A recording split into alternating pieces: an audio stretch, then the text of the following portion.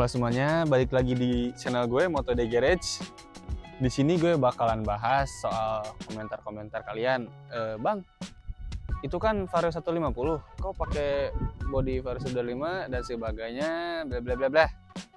Di sini gue mau jawab atau gue mau jelasin ke kalian gimana sih caranya, bagaimana caranya motor Vario 150 generasi pertama pasang bodi Vario 125 generasi kedua. Penasaran? Tonton video ini sampai selesai, oke? Dimulai dari yang paling atas.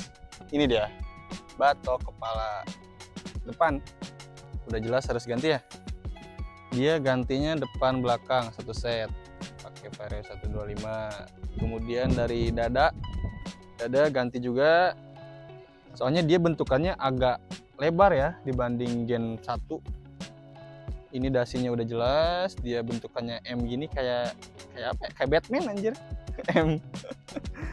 Cakep. Terus kemudian spakbor. Spakbor generasi 1 sama generasi kedua masih sama aja. Gak ada yang perlu diganti. Kalau lu mau ganti ya boleh, tapi nggak diganti pun nggak apa-apa. Soalnya dia sama aja. Kemudian, oh iya, di sini gue spion juga ganti ya. Pakai punyanya Vario 125 generasi kedua. Nah, ini poin penting yang harus kalian tahu ya. Headlamp ini atau lampu utama kalian nggak perlu ganti. Headlamp kalau kalian ganti pakai generasi kedua itu nggak akan nyala dengan sesuai fungsinya ya. Soalnya ada ada jalur bodi atau jalur lampu yang nggak sama. Jadi makanya headlamp tetap pakai generasi pertama, tetap masuk kok, nggak ada yang perlu dirubah. Lanjut ke bagian bawah. Ini dia yang wajib kalian ganti, dek lumpur. Dek lumpur ini kalian ganti pakai punyanya Vario 125 generasi kedua. Nah, lanjut ke bagian belakang ya. Bagian belakang atau yang bisa disebut dek paru ya, dek kunci, udah jelas kalian ganti nih pakai punyanya Vario 125.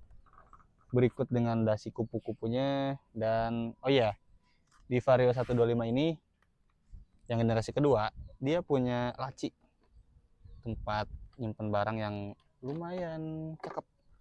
Terus ada tempat chargernya juga, cuman di sini gue nggak fungsiin chargernya. Ini wajib ganti, ini udah pasti ganti. Oh iya, buat kalian yang nanya, Bang, pijakan kaki diganti nggak? Pijakan kaki nggak usah diganti. Vario 125 sama Vario 150 pijakan kakinya sama aja. Begitupun dengan underside-nya yang bodi kasar ini.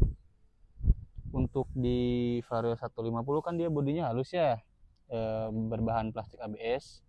Sedangkan di Vario 125 dia bodi kasar. Ini kalau nggak diganti pun nggak apa-apa, sama aja. Untuk di bagian cover mesin ya, bisa dibilang cover mesin, dia udah pasti harus ganti pakai punyanya Vario 125 generasi kedua. Begitupun dengan bodi ini, menyambung ke bodi utama. Nah, ini dia yang paling menarik, bodi utamanya. Vario 125 generasi kedua memiliki bodi yang cukup lebar.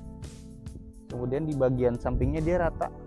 Enak nih buat pasang-pasang emblem titanium.